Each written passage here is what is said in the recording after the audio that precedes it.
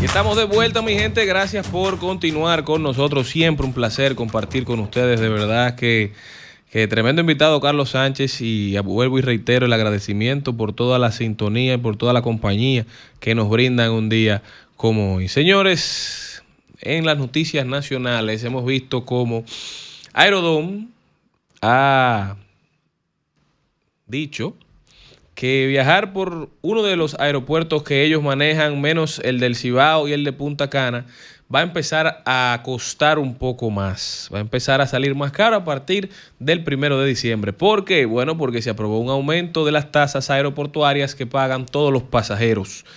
Esto como parte del acuerdo que hizo el gobierno con Aerodom en el año 2023 para extender el contrato hasta el 2060. Todo esto a cambio de un adelanto de unos 775 millones de dólares para el Estado y una inversión de 830 millones en los 6 aeropuertos. Ahí hablaban de un monto de 250 millones para la nueva terminal del Aeropuerto Internacional de las Américas. Pero aparentemente esos 250 millones no serán suficientes y necesitan más dinero. Por eso la tarifa por uso de las instalaciones subirá de 19.67 a 20.77 dólares. Y la de manejo de equipaje subirá de 3.32 a 3.50 dólares. Eso, cuando usted lo calcula personalmente, quizás no es mucho, no significa mucho en el aumento, pero cuando usted lo multiplica por millones de pasajeros al año, se convierte en un buen dinerito y en un aumento significativo. Y realmente uno se pregunta, a cambio de esta administración que se hizo antes de que se venciera el contrato, mucho antes, cuando se vencía el contrato, ya el presidente no iba a ser Luis Abinader, pero a cambio de estos 775 millones que se supone que se iban a invertir en obras, ¿qué está recibiendo el pueblo dominicano? ¿Qué se hizo con el dinero de Aerodom? Un dinero que se anunció como un logro histórico, una inyección millonaria a las arcas públicas, pero seguimos preguntándonos en qué fue que se invirtió ese adelanto. ¿En las calles de La Caleta, de Boca Chica? Aparentemente no.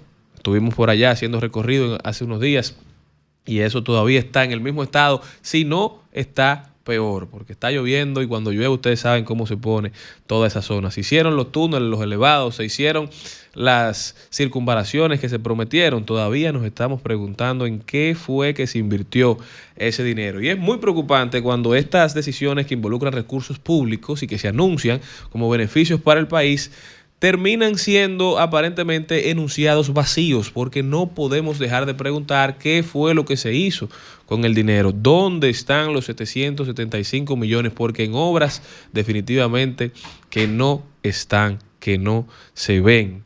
Y cambiando un poquito de tema, porque no podemos lamentablemente mantenernos aquí, el Tribunal Constitucional acaba de derogar la ley que le permitía, o sobre la cual se basó el Partido Revolucionario Moderno, para elegir a la alcaldesa de La Vega. Luego de la renuncia del alcalde de La Vega, Kelvin Cruz, que hoy es ministro de Deporte, se dio una especie de vacío legal en La Vega, pues la vicealcaldesa no aceptó el cargo, renunció. Entonces ahí entramos en la dicotomía de cuál era el mecanismo para elegir la vicealcaldesa. Luego de un tiempo ella aparentemente recapacitó, la convencieron, parecía una jugada política en el momento, como ella no era del PRM, era de un partido aliado, parece que no la querían como la sustituta de Kelvin Cruz. Sin embargo, al ver el vacío legal, bueno, entonces la convencen para que retome esta función y bueno, ahí ya todos entendimos y nadie quiso seguir elevando cuestionamientos. Sin embargo, se llevó una acción al Tribunal Constitucional y el tribunal ha emitido una decisión que fortalece la autonomía municipal y el derecho ciudadano a elegir sus autoridades. El Tribunal Constitucional dijo que la potestad otorgada al presidente de la República para ser quien nombra al sucesor de un alcalde viola los principios de separación de poderes, soberanía popular y supremacía constitucional, que son pilares fundamentales del Estado democrático. Dice que con esta decisión se reafirma que la única vía legítima para elegir un alcalde o una alcaldesa en República Dominicana son las elecciones, es mediante voto popular, tal como lo establece la Constitución. La naturaleza de esta ley se refleja en la necesidad de interpretar todo el ordenamiento de conformidad con la Constitución. Definitivamente se impuso el principio de soberanía. El tribunal dice claro que el principio de soberanía popular es una garantía constitucional ineludible que funge como uno de los preceptos fundamentales de un Estado democrático de derecho. Entonces, el referido vacío normativo que había constituye en consecuencia una vulneración al principio de soberanía popular estipulado en los artículos 2, 6 y 22.31 de la Constitución vigente. Este gobierno se ha vuelto experto en violar la Constitución, y así hablan de la defensa, así la modificaron para que dijera lo que ella decía, y así la violan a su antojo. Definitivamente que la institucionalidad hoy en República Dominicana deja mucho que desear y pasa por un momento difícil. Esperemos que puedan retomar el curso y el rumbo de los acontecimientos y de las cosas bien hechas en lo poco que les queda, o en lo mucho que les queda. 3 años, pues, que no son nada, dice Gardel, ¿verdad? Pero tres pesan mientras pasan. Pasamos la página y comentamos un poquito lo que está pasando con el Intrant. Algo que ha llamado mucho la atención. ¿Qué está pasando con el Intrant? No, aparte de la prohibición de girar a la izquierda que tiene a la capital dominicana sumida en un caos y en un desorden, y a todo el mundo preguntándose qué fue lo que pasó. Como decía la canción, ¿qué pasó? ¿Qué está pasando aquí, Diclo? Decía el amigo Botello.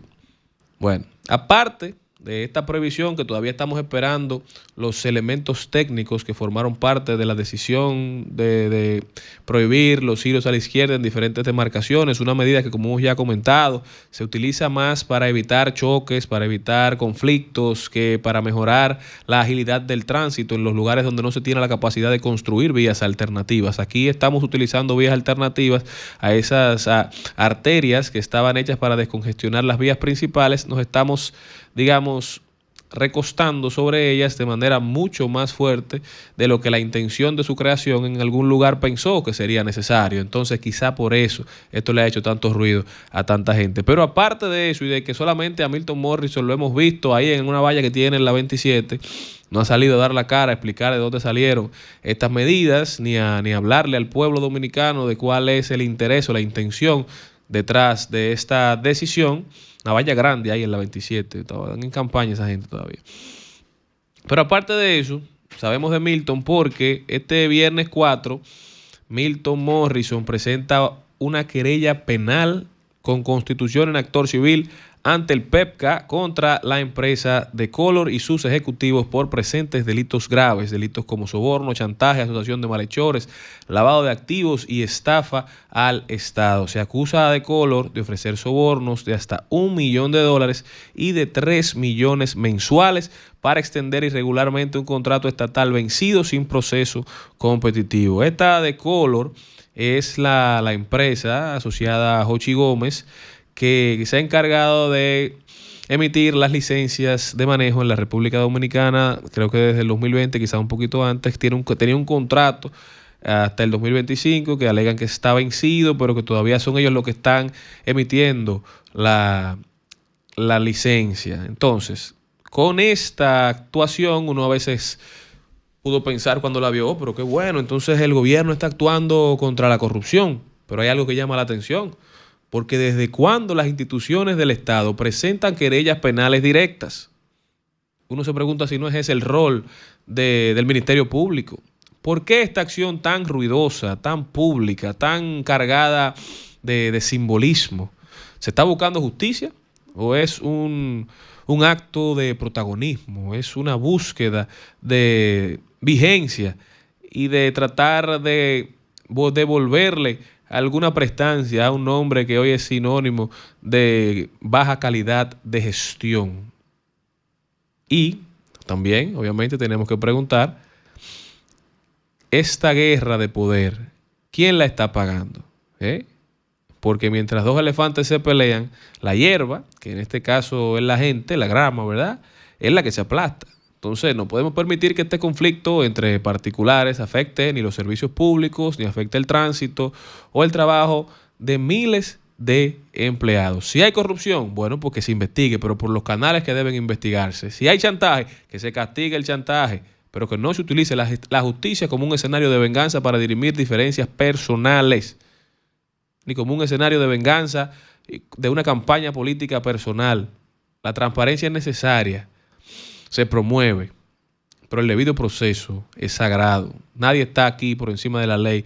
Y cuando se ve una institución pública con un cargo público que es pasajero, y para muestra que el que ostenta esa posición en el Intran antes estaba en otra institución, desde Sur pasó aquí al Intran, entonces nosotros como ciudadanos nos toca exigir una sola cosa: que la ley se aplique igual para todos, pero que se convierta en la ley real, no en un espectáculo ni en arma de poder. Esto no es en defensa de nadie, esto no es en detrimento de nadie, simplemente llama la atención la manera en que esto se está llevando a cabo, y por lo que llama la atención entonces dudamos de que llegue a buen puerto. Parece un show mediático más que otra cosa.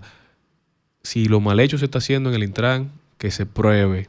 Ya el ruido está lo suficientemente alto para que todos le empiecen a hacer caso. Eso es lamentable, que tengamos que llegar a esta situación. Una institución que se había convertido en una institución modelo, que venía regulando la movilidad, el transporte, tratando de implementar un plan sincero, un plan escalonado a largo plazo, que hoy se ve sumido en, digamos, en las improvisaciones y en un vacío de comunicación que lo que hace es que llama mucho la atención.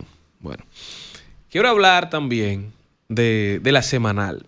La semanal, cuando surgió, esta rueda de prensa que hace el presidente, que es LA en mayúscula, semanal, pero no se puede hablar de eso porque se ofenden los creadores. La semanal, muchos la vieron como un acierto cuando nació. Un espacio de rendición de cuentas, de cercanía con los medios sobre todo. Discúlpeme que estoy un poquito agripado. Con los medios, con los periodistas, con la sociedad, un lugar de respuesta directa al país de los problemas que nos estaban afectando. Durante los primeros meses yo creo que esa fórmula funcionó. A nosotros nos llamaba mucho la atención. Era un elemento innovador, una forma diferente de un presidente de la República comunicar, muy diferente a la que estábamos acostumbrados. Yo creo que había mucha expectativa, salían noticias de peso, se veía como un gesto de apertura política que todos podíamos, yo creo que refrendar y que apoyar. Pero ya a más de un año de que esta semanal salió y de que se está haciendo, yo creo que es justo decir que la semanal cumplió su cometido. Ya la semanal se ha convertido en un escenario de discurso con un formato predecible, controlado y agotado, que ya no tiene el fin. Solamente entren a ver los views que tienen los lives, las repercusiones. Esa noticia que da el presidente ahí pueden ser perfectamente una nota de prensa que con todos los miles de millones que ellos gastan en publicidad llegarán a todos ustedes a través de todos los medios digitales y de los medios tradicionales. Pero ¿por qué yo digo que el modelo ya está quizás agotado? Bueno, porque República Dominicana, aunque usted no lo crea, en el último año ha cambiado. Tiene otras exigencias, tiene otras demandas, y sobre todo para su clase política, sobre todo para quienes hoy los gobiernan. Quizás antes las exigencias eran para otros actores, pero hoy los miembros del gobierno, los oficialistas, tienen muchas responsabilidades y muchas cuentas que rendir. Entonces, la ciudadanía exige hoy respuestas más dinámicas, más concretas, más cercanas a sus realidades. No estadísticas vacías, sino fuentes y, digamos, oportunidades de mejorar en su día a día. Lo que ayer era una herramienta fresca de comunicación, hoy se siente como una puesta en escena repetida, como una película que vemos todos los lunes repetirse, donde se da un mensaje, donde se hace un chiste, donde se hace un comentario, donde se hacen 2 o 3 preguntas, una que quizá nadie se espera, una respuesta super light por arribita y un manejo luego de la información que quieren que salga. Este formato se ha alejado del espíritu de confrontación sana con la prensa crítica. Las preguntas rara vez tocan los temas que están en la palestra, y si los tocan, entonces la respuesta es una respuesta que dice mucho y a la vez dice nada. Entonces, nosotros entendemos que sí, que el presidente tiene muchas cosas que comunicarle al país y el país tiene muchas cosas que preguntarle al presidente, pero este formato de la semanal quizá ya está un poco agotado. Es hora de volver a caminar las calles de escuchar sin filtro, de explicar con datos y de enfrentar las críticas con humildad, pero sobre todo de presentarle planes a la ciudadanía que aguanten cuestionamientos, que aguanten preguntas, que se sustenten en el tiempo, que respondan a una visión. Ya estos elementos, digamos, de display que parece más una película que una realidad, como que no están despertando en la ciudadanía lo que antes despertaban. Así que reconocemos que la semanal fue útil en su momento, pero que el presente exige algo más. Y en la semanal también, el presidente, de las cosas que dijo, la noticia principal, y por eso yo digo que bueno, ya está bueno, el presidente vuelve a anunciar que está donando todo su salario. Hay muchos que aplauden esto. No es criticar por criticar, es que nos vamos más allá al mensaje. Son donaciones loables a ONG. El presidente es un hombre muy adinerado, todos lo sabemos, quizá el presidente más rico que hemos tenido en toda nuestra historia, y quizá por eso hay cosas que él no puede entender, porque siempre ha sido un hombre bendecido gracias al esfuerzo de su familia, ¿verdad? Y al propio, a lo que ha construido con tesón, con trabajo. Pero ¿qué pasa cuando quien dirige un país le dice, miren, yo no necesito que ustedes me paguen? A mí no me hace falta eso. Eso, aunque no lo diga con palabras, de una u otra forma puede desvalorizar el trabajo público y erosionar algo muy serio, que es el derecho a un salario digno. En momentos donde se habla de que 25,000, 26,000 pesos, dicho por el mismo presidente, son suficientes para una familia de dos empezar a cubrir las necesidades básicas, donde el salario mínimo no sectorizado tiene un monto, pero el salario público, el mínimo, es otro. Tenemos más de 8 o 10 salarios mínimos y una inflación rampante, una indexación por inflación que no se hace desde el 2016, básicamente. Es decir, si usted ganaba 25,000 pesos en el 2016, hoy usted debería estar ganando mínimo 35,000 pesos para poder darse el mismo nivel de vida. ¿Por qué? Porque desde el 2016 hasta la fecha tenemos una inflación acumulada de un 43%. Entonces, esto se ha visto reflejado en un deterioro del poder adquisitivo de la gente, de la capacidad de llegar a fin de mes. Sin embargo, cuando empezamos a hacer el cálculo, el descuento por impuestos sobre la renta, el monto exento sigue en 34,000 pesos. Si se realizara esa indexación por inflación, hoy nadie que gane menos de 50,000 pesos estaría pagando impuestos sobre la renta. El Estado sigue financiándose con los que más lo necesitan, con los trabajadores. En un país donde más del 65% de los trabajadores ganan menos de 50,000 pesos. Entonces, si queremos de verdad ponerle dinero a la gente en su bolsillo, lo que tenemos es que hacer la indexación por inflación, empezar a honrar lo que ya establece el Código Tributario, que es una ley de 1992 y que sin embargo hoy, desde 2016, no se cumple. Mal cuando lo hacía el pasado gobierno y peor cuando lo hace este, porque eran medidas supuestamente excepcionales que se han convertido lamentablemente en la regla. Por eso yo digo que no importa qué tan rico sea el que gobierna un país. Todo el que trabaja debe cobrar, y no por necesidad, sino por principio, para que se entienda que el pago es el fruto de la labor y que tiene un valor intrínseco, que te manda un mensaje de superación, de que tú lo vales, de que tu esfuerzo tiene una remuneración directa y real, de que se valora como sociedad lo que tú estás haciendo. Pero cuando el erario y el Estado solamente te sacan y tú sientes que no te dan, bueno, yo creo que eso tiene mucha oportunidad de mejora, porque un salario no es caridad, no es un lujo, es el reconocimiento tangible al tiempo, la responsabilidad y a la rendición de cuentas. El que trabaja y quiere que le paguen. Quizá el presidente no entiende eso porque nunca lo ha necesitado, pero es que hay mucha gente que lo entiende, que lo necesita y sobre todo que lo exige. Desde aquí hacemos pública la acción en inconstitucionalidad que estaremos sometiendo, estableceremos el canal a través del cual podrán suscribirse como ciudadanos a través de la plataforma change.org, ahí donde todos podremos elevar nuestra voz y someter ante el Tribunal Constitucional la inconstitucionalidad de la suspensión de la indexación por inflación de los salarios en República Dominicana, para que todo el que gane menos de 50,000 pesos se le deje de cobrar impuestos sobre la renta de manera ilegal en este país. Esa es nuestra siguiente gran lucha y esperamos contar con todos ustedes. Hasta aquí Llegó su programa semanal. Esto es ¿Qué tenemos radio? Gracias por acompañarnos. Charlie, Mariotti y Paz. Nos vemos el próximo lunes. Dios me los bendiga. Sol 106.5